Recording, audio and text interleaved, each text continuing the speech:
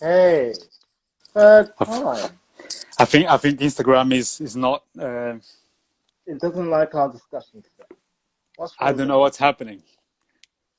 It was so creepy Well, because I was actually watching myself talking as if you mhm. were still live, but we weren't That's live anymore. weird.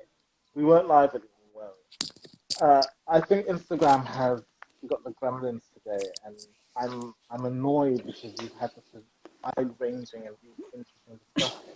Because what I usually try and do with these afterwards is I take a section of it and then try Yeah, and create it as a what did so and so say? This is the most interesting part of so and so. And I feel like yeah, the most interesting part of our discussion so far was at the start. The little discussion that we had on technology. yeah. And I find it interesting.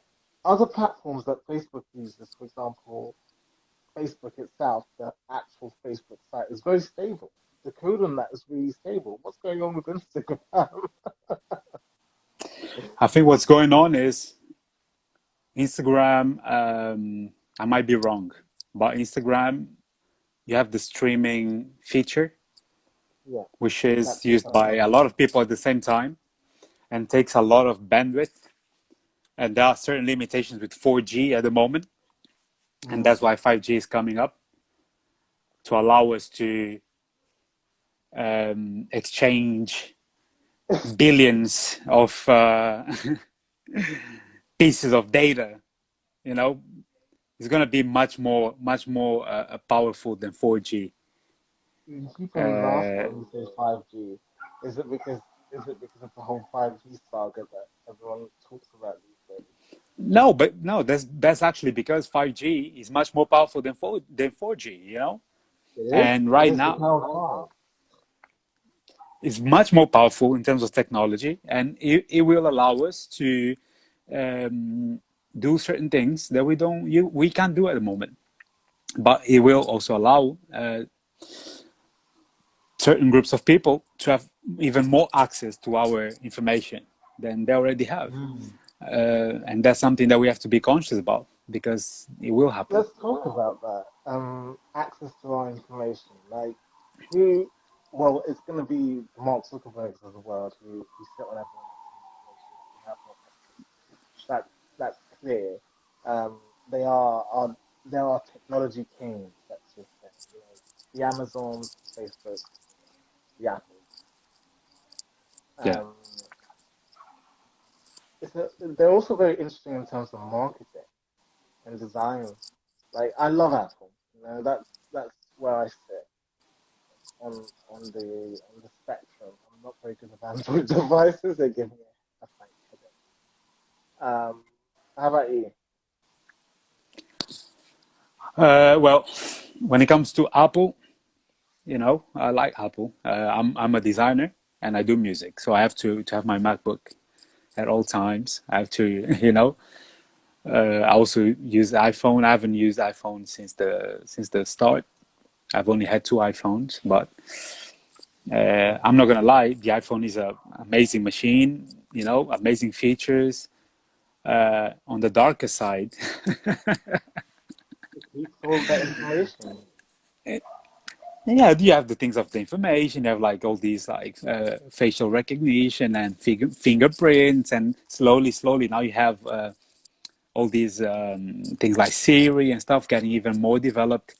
So year by year, you give a bit more of yourself, and that's absolutely fine if there are certain rules that protect you as a consumer. Most people when they buy an iPhone, they don't read the terms and conditions.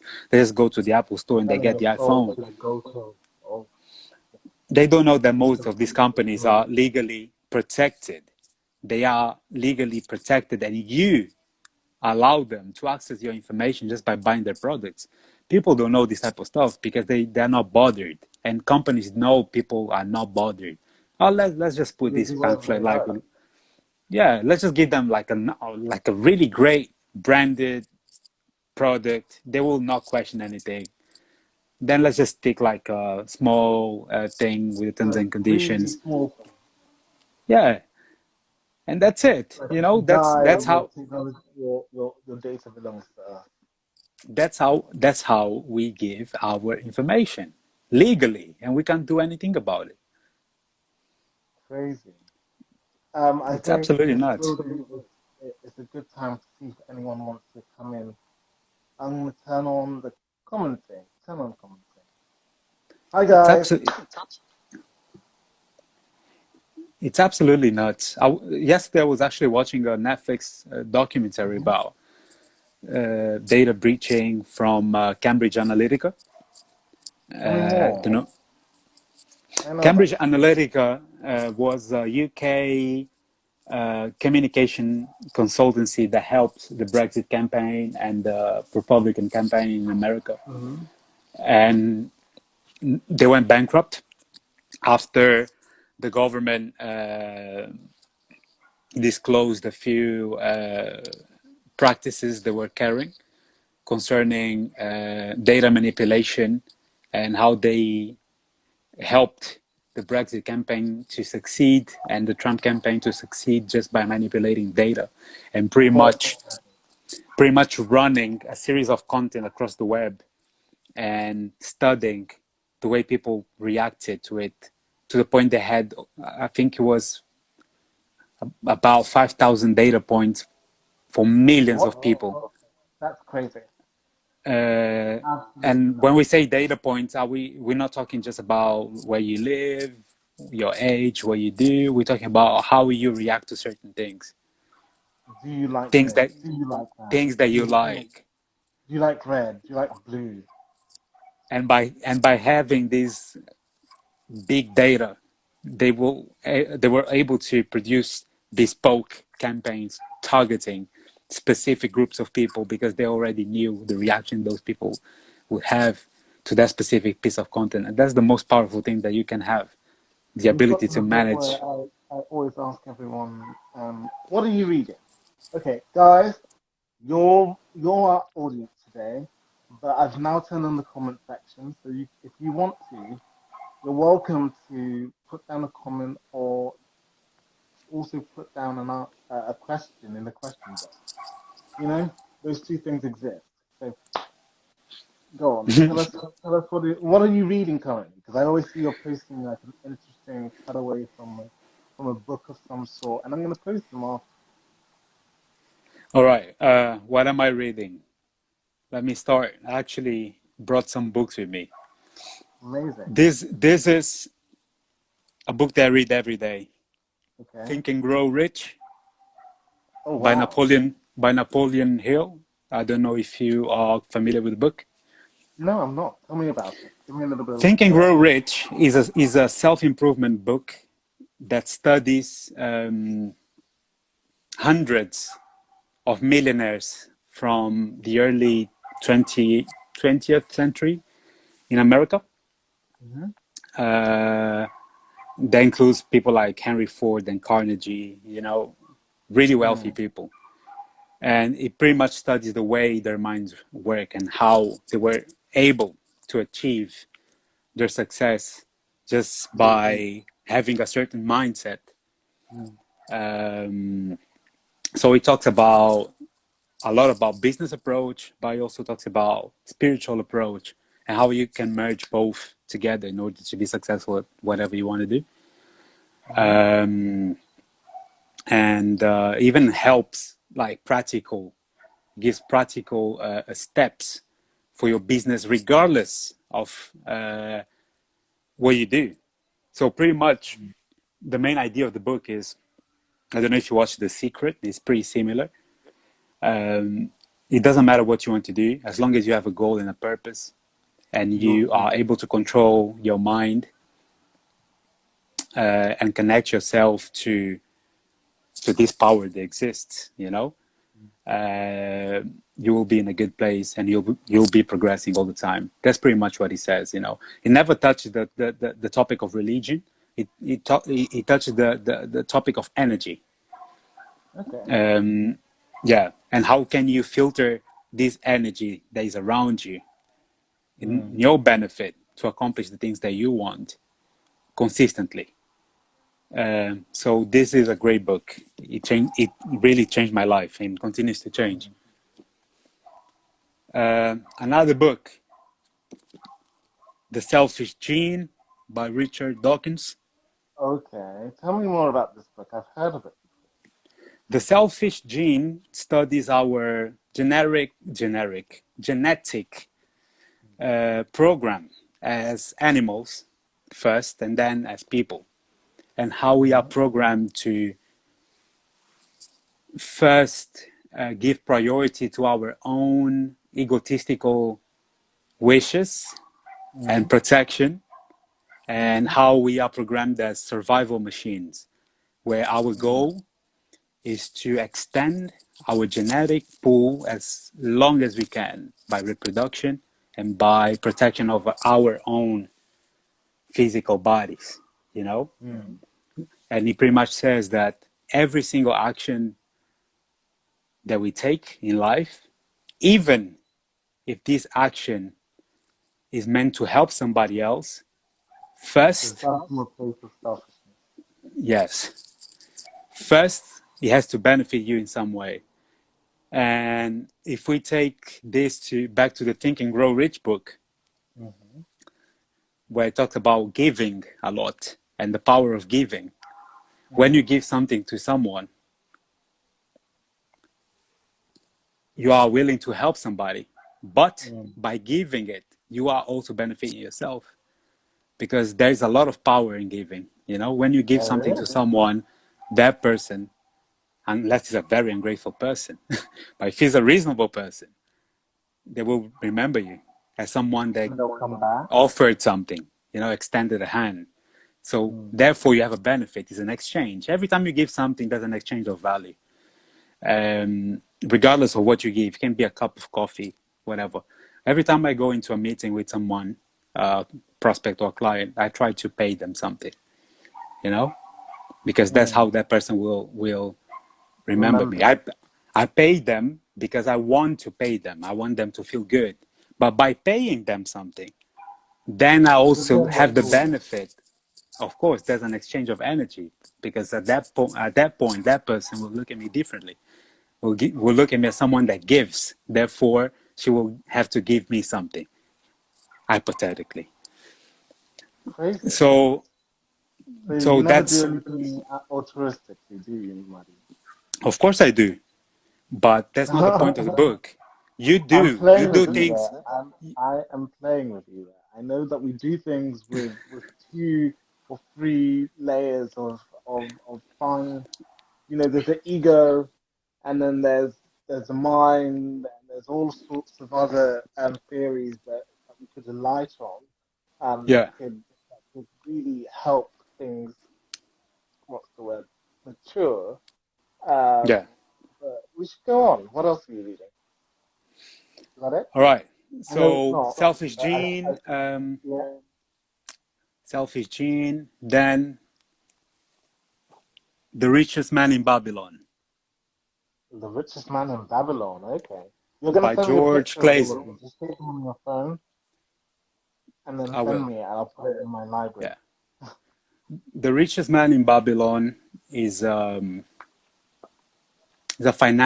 ancient financial guidebook that Hmm. teaches you lessons about the basics of self finance and how to build wealth over time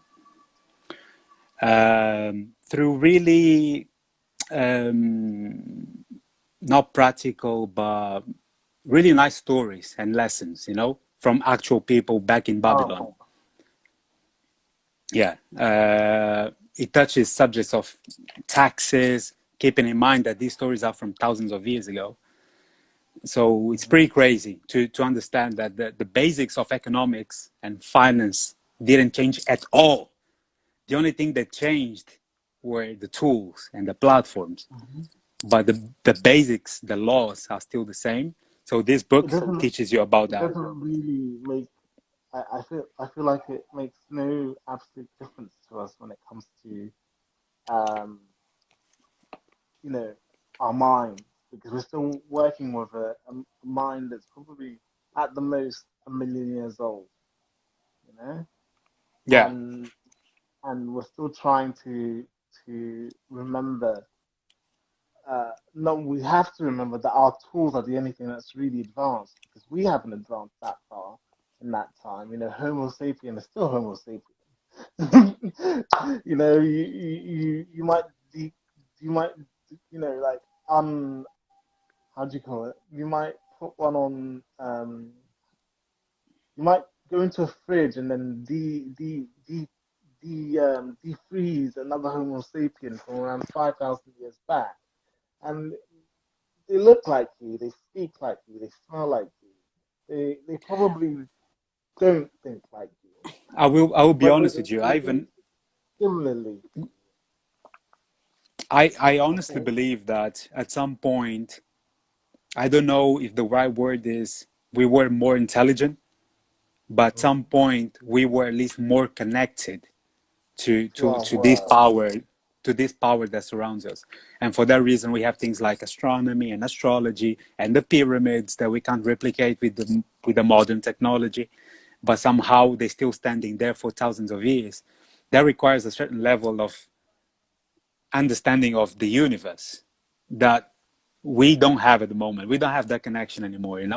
We're moving into the artificial uh, bot world right now, that we're just becoming like objects running, roaming around like zombies, programmed by whatever they throw at us. And yeah, It's what do you funny you think? say that.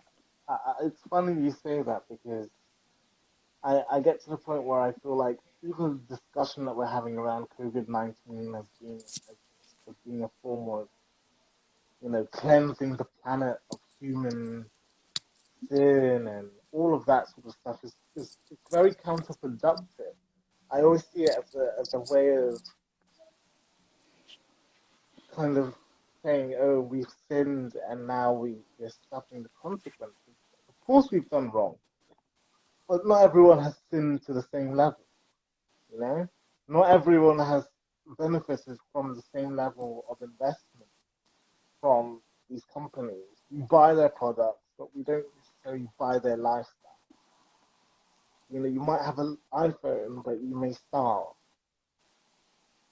You don't, you know what I mean? Like you buy these products because they express outwardly sometimes what you feel you are yourself inwardly, but you might be inwardly poor and porous and broken and in need of stitching together of another thing. I think society fundamentally, for me, from what you're saying, is a really weird point. Last night I sat here and I could hear birds, as in the bird song. I heard it in the Yeah, morning, but I didn't yeah. actually realize that the birds also tweet at sundown. Like Mm, things like that that you wouldn't necessarily have the time of day for. I appreciate it. mm, And I wouldn't appreciate it as much if I was being told, for example, that the planet is somehow realigning itself and and human beings are the problem. We're the solution. We're not the problem. We are actually the solution. We fundamentally have the power within us to make this world what we want. If there's collective, whatever you call it, if there's a collective will towards something, it does prosper. Like currently, everyone's staying home. yeah. I don't know. I don't know. Do you see? Do you believe that us that people are uh, definitely on top of the chain in the world, The or do food we chain. just or do you believe that we just believe that we are on top, and that's the I think paradigm that we've been living for over the I centuries and think we stuff? believe that we are on top of the world, um, or top of the food chain, as the Darwinian metaphor would put it. I think we are fundamentally not. This COVID-19 has just proven more profoundly than ever before that as human beings we are subject to every other force that every other animal, every other life force exists under. In the same way, I'm going to contradict myself that we've been throwing things into the environment and thinking that they're not going to come back onto them. Yeah. We've now realized that it's a two-way street. You can't Mm. mistreat animals and eat them and the rest of it, and expect yourself to go scot free and not expect something nasty. Like nature has a way of equalizing things, and we have kidded ourselves that we are in the Anthropocene, which means that man is in charge, that we control weather.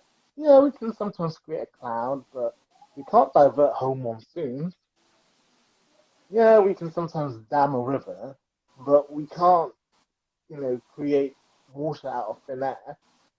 Mm. All of these different paradigms are at play. Mm. Yeah. Yeah, it's a curious thing, you know. Like sometimes I stop and I ask myself, the way we perceive what's real, how real Is it? it actually is. You know, we know for a fact that, for example, different animals see different things in different ways, or their senses are much more developed than some of our senses. So maybe their perception of things, probably their perception of things is completely different from ours. So the way I decided to take my life when it comes to that type of stuff is I do not see myself as superior as anything. You know, I'm on the same level as anything in this planet. Mm, Uh, it doesn't matter what it is, a tree, a cow, a dog. I'm part of this same environment. And mm, what I'm here to do really is to use my consciousness to mm, make a positive difference without thinking that I'm over anybody or anything, you know? And that's one of mm, the reasons why I decided to stop eating animals and to stop um, really having egotistical uh, reactions, which I still have. Don't get me wrong. Like, I'm a person at the end mm, of the day, and it takes a while for you to get rid of certain things. mm. But the way I decided to see myself is just all right. I'm in this body right now, but in reality, I'm just consciousness. And my parents named me Mario, but I'm not Mario. I'm something else. I'm something that bends in different directions if I want to. I have no labels. I'm just Mm. here to do what I have to do without sticking to all of these social things. You know, you have to be this, you have to be that. No, you're just this. You have to like fit into boxes and stuff. That's how I see. How do you see thing like that side of things? I I would start off from the precept that I don't follow rules very lightly. In the same way, I'm very stubborn as a person. I feel like the tools that we have at our disposal, we have to bend to our will. I like to destroy cars, for example. That was one of my favorite hobbies as a child. I would destroy them to put them back together. Cards, Sometimes cars, cars. cars, Okay. yeah. Sometimes, sometimes it would work. Sometimes it wouldn't. I would Mm-hmm. construct my own cities. I would construct my own world. I was that sort of Yeah. child who did it to that level. And I don't know where I'm going with this is that we need to regain some of our childhood ambition. COVID-19 is not the opportunity that we all wanted, but as it's shown itself more and more, it is the only way in which we're actually achieving any sort of real change. Let's think about it in the UK sense. do you not think that anyone, like, what's the word? Do you not think, like, the Conservative government, for example, would have intervened in this country in the same way without COVID-19? No. Mm, They were looking to intervene for Brexit. You yeah. know, they were waiting for Brexit to happen, and just, they were waiting to cut. Let's now cut the state rules. You know, they were waiting. They were clapping. They were gnashing of teeth, and the environment decided to say, "No way, Jose. Nah, nah, nah."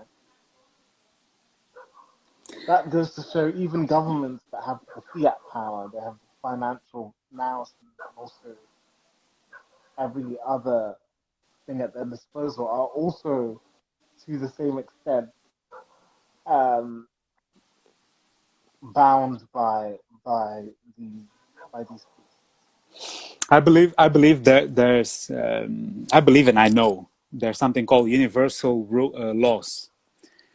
cases. Before human civil law, there is universal law, and the civil Mm-hmm. law follows the universal. And there is no way that we can escape universal law in no shape or form. You can believe that you cannot. All these things that we hear about karma and stuff, all of them come from universal laws, you know. And Mm-hmm. everyone, as you said, everyone falls into everyone is ruled by those laws. What you put Mm-hmm. in is what you get out. Law of exchange, law of attraction, law of abundance, law of, you know, all of these laws. And it doesn't matter how powerful a group of people may think it is, Mm. they will always be influenced by these laws. But what happens is every time there's a shock, let's say a natural catastrophe or something, there's a Mm. yes, there are groups of people the same way there are scammers and stuff.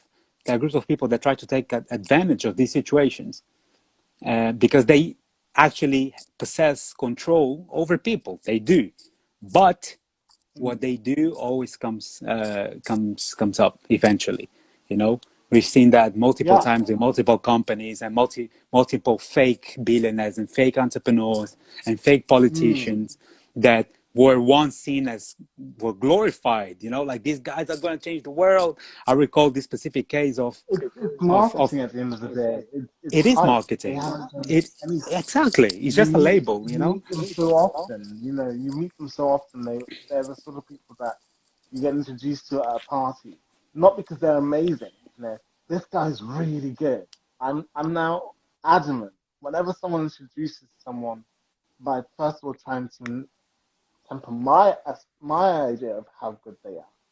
For example, I met you and no one told me that you were good. I felt that you were a good person and I wanted to have a chat with you. Other people would be like, "Oh, I want to introduce you to my really, really clever friend." I always doubt that now because every single time that's happened, it's almost like they're trying to tell you something. If they have to tell me that piece of information, they're trying to hold back from saying this person might be not all there. Overselling is They're never good overselling. selling. Yeah, it's never a good sell when you oversell. I believe that the best way of selling is not selling at all. You know, That's the great way of selling. You know, the quiet promotion that happens of course, between you know each one teaching the other that that one's a good one because those who have the biggest drums don't always make the biggest sound. yep. I don't know if that makes sense. And I even go further than that. I say that the best way of selling is giving. People never think about that. You know, they always expecting to take first, to get Mm. it first, and then think about giving. No, no, no. You should give first, and by giving, you'll get whatever you want. That's the law. So That's the law of universal attraction. it The is more you put absolute, out, absolutely, the more opportunity there is something will come back. So you have to have different streams as well, don't you? absolutely. When people tell me, don't forget what you're going to say. When people tell me, oh, you know, I don't know what I want to do or whatever, uh, the first thing that comes to my mind is just think about something valuable that you can give to someone, someone, consistently. From all the skills that you have, what can you give consistently to someone? It's all about giving. It doesn't matter. It doesn't need to be perfect. It just needs to be consistent and valuable somehow. And Hmm. then you'll realize like what your real purpose is, and you'll get the results by giving, not by taking. Yeah. I agree. I think it also goes back to the idea um, of leadership. Some Mm-hmm. people have it thrust upon them, and some people take it. Are you the Yeah. sort of person that ends up trusting having leadership taken, or do you have it thrust upon you? Because sometimes, even if you don't want to lead, people force you to lead. No, I like to lead. I personally I like to lead. I'm a person that I have a good touch to managing relationships and introducing people and getting the best out of people. I like to lead. And the funny thing is, I'm not a talkative person at all. I'm no people know me for as a really silent person.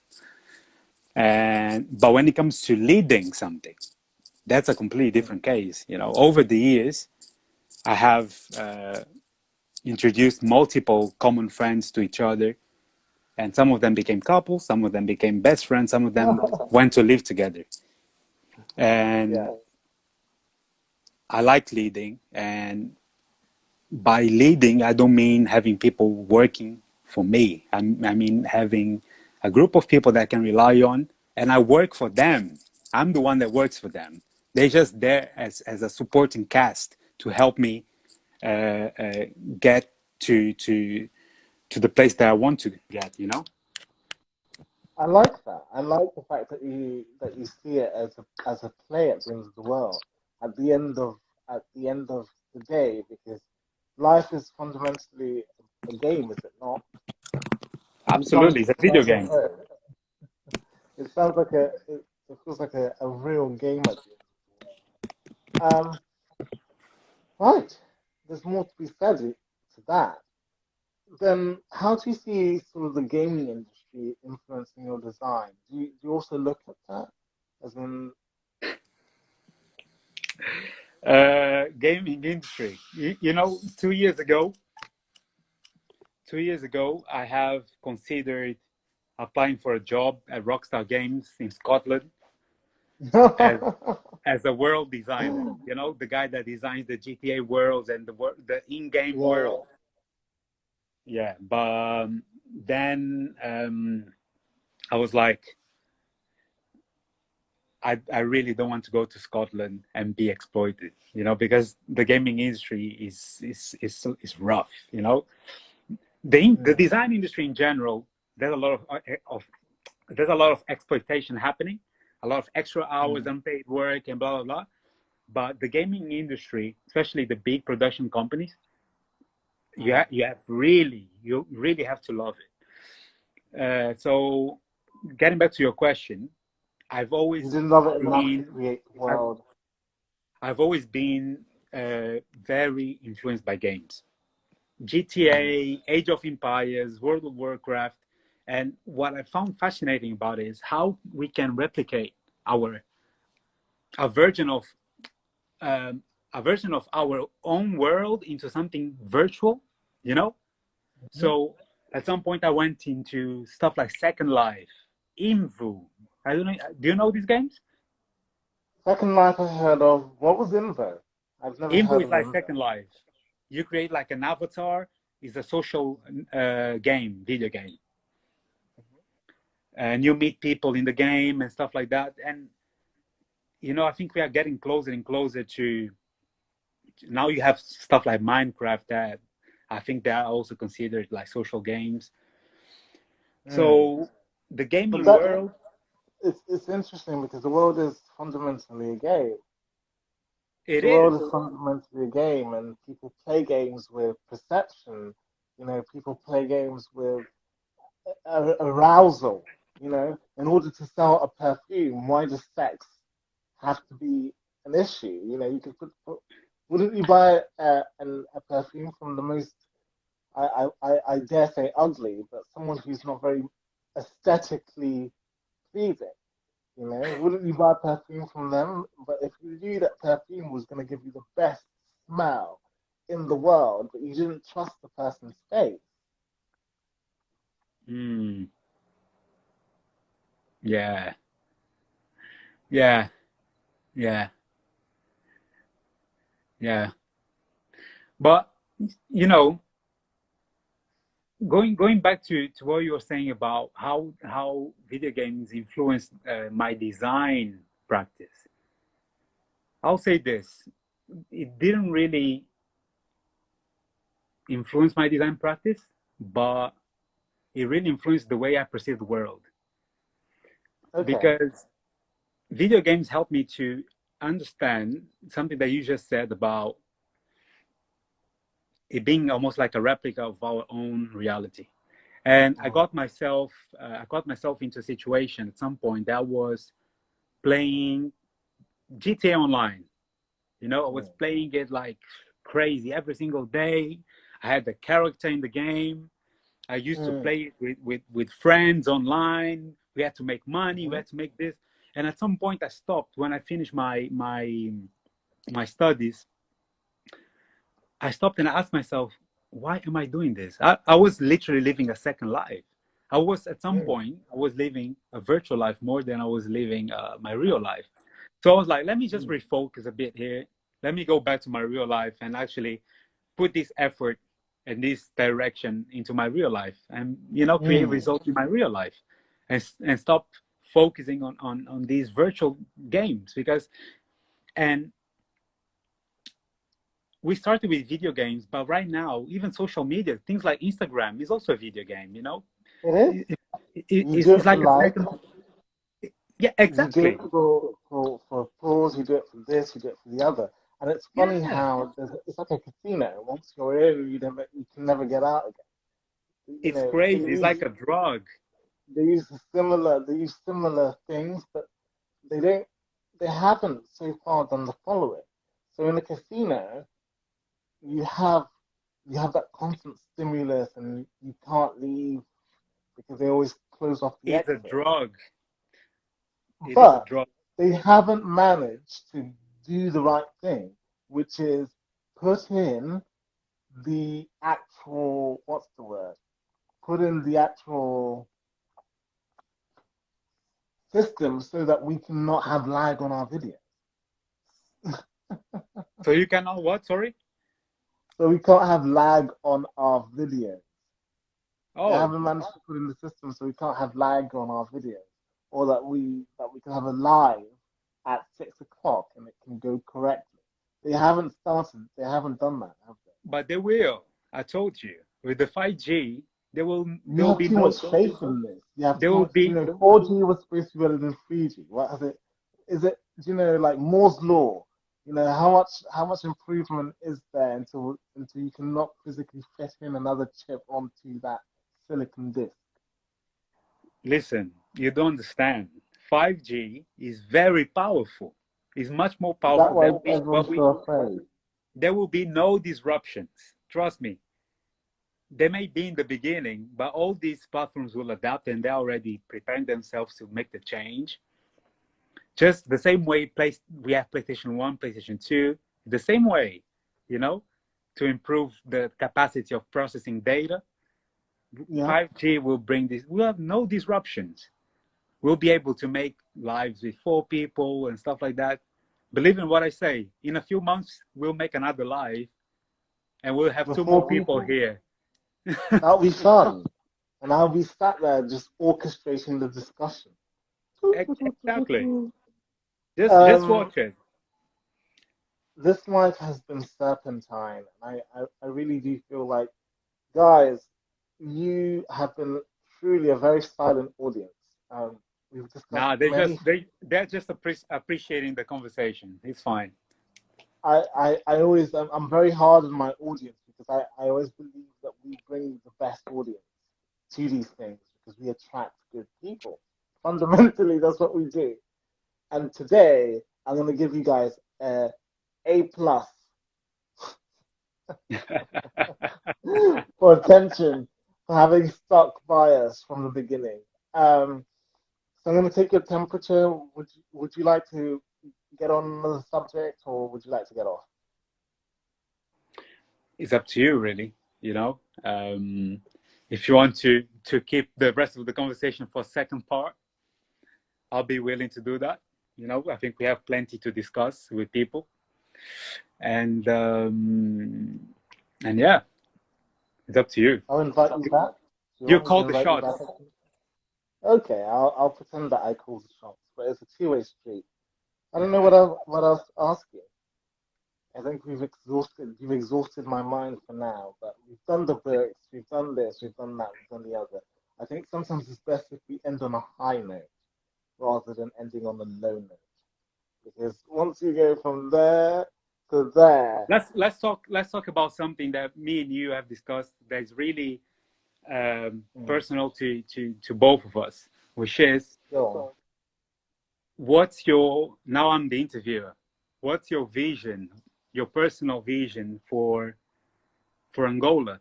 You as a young man living in London that originally comes Yeah. from a place like Angola, how do you see yourself,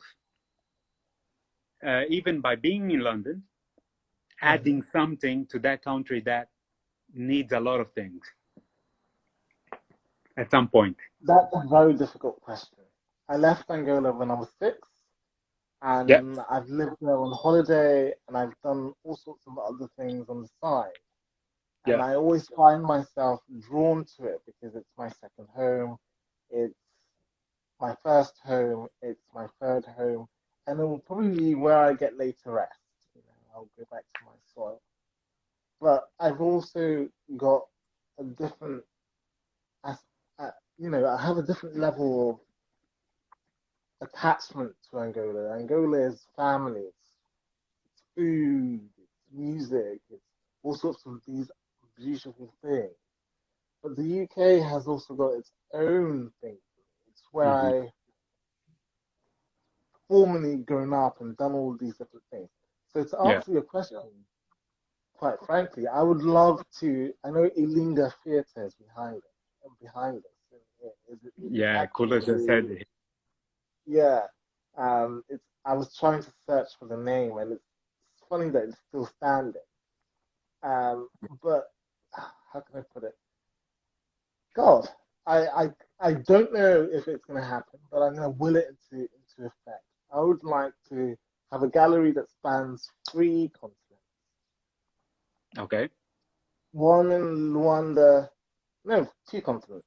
One in Luanda, one in London, and one also in Lisbon.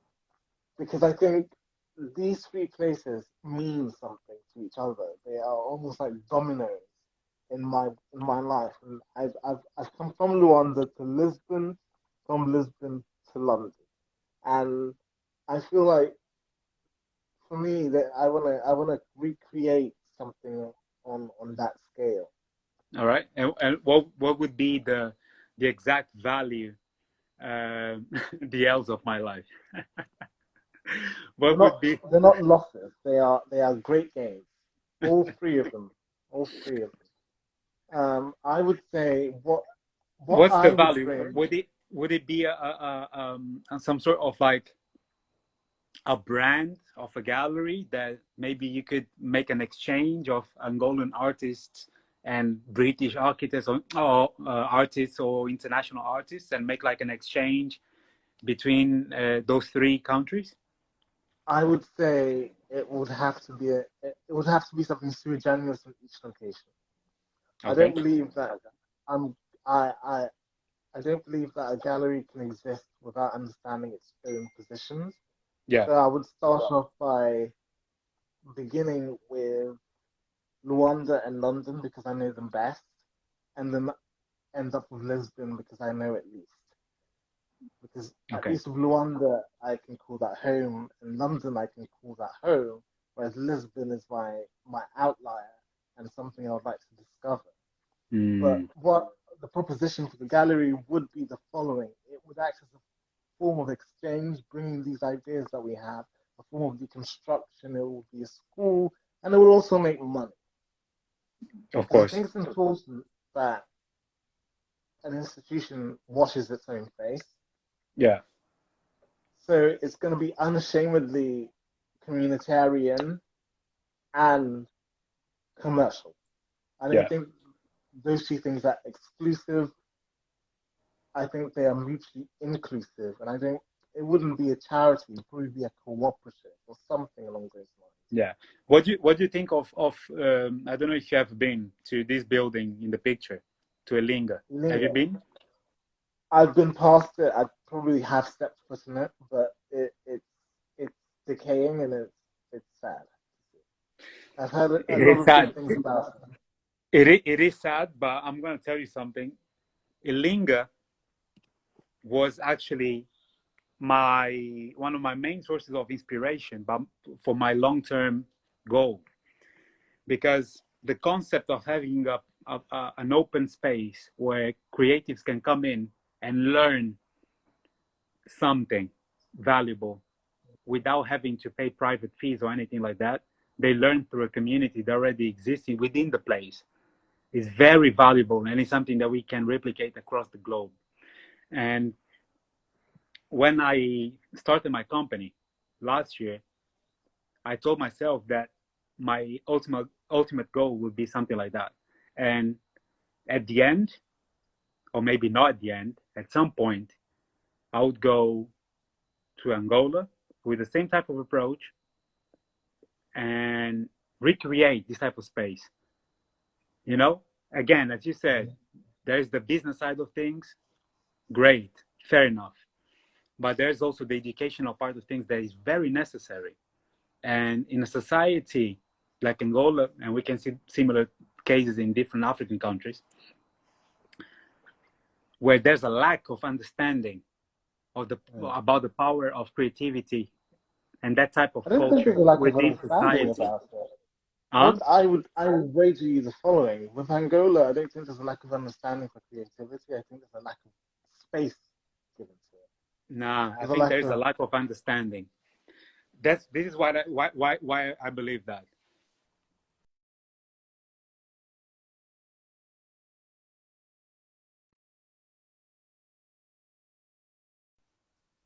Hello? yeah. I'm still here. I just had a Yeah. little bit of That's a group of people. I was saying that's a group of people that are highly intellectual and they understand how things work. Like they are very good artists from Angola that have had exhibitions all over the world, but they still are not. They're not seen as people of true value in to the building something. society. Exactly. That's what we need to I say we because we have the understanding of how things work in places like London, in places like Spain, like Portugal, like France. We know what's the value of culture, of uh, creativity in a society, of design. In Angola, there's culture, of course. There's music, there's food, great, but that's not just that.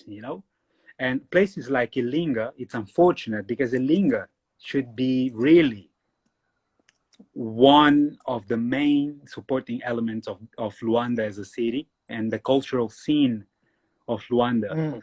should have multiple places like Ilinga, not just one Not just decaying one. building, But you I know? think it's interesting that you say that because one of the things that needs to happen is you grow from a position of strength and you start with one building and then you take over many buildings. And maybe this gallery is going to sprawl from beyond that position of just being, I don't know, we should take over a lingo one day and and just transform it. All of us artists go over and There, transform it into a gallery. our generation has a lot of potential to do that. We have a lot of young people that are connected to Angola. They don't live in Angola necessarily, but they are connected to Angola and they are doing great things abroad. You know, you are doing great things. I'm doing great things.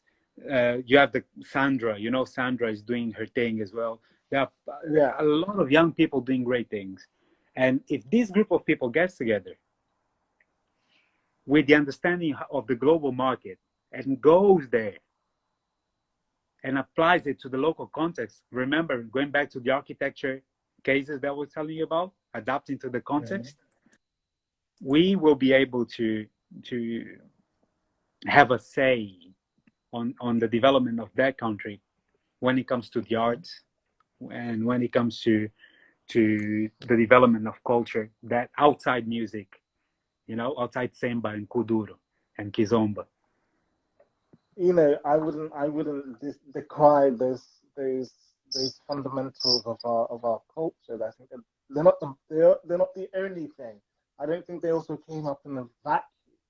Um, they For a long time there has been an idea that Angolan culture is only samba and kuduro The and oud. stereotype, right? It's a stereotype, and I think it's it's time that we go beyond it.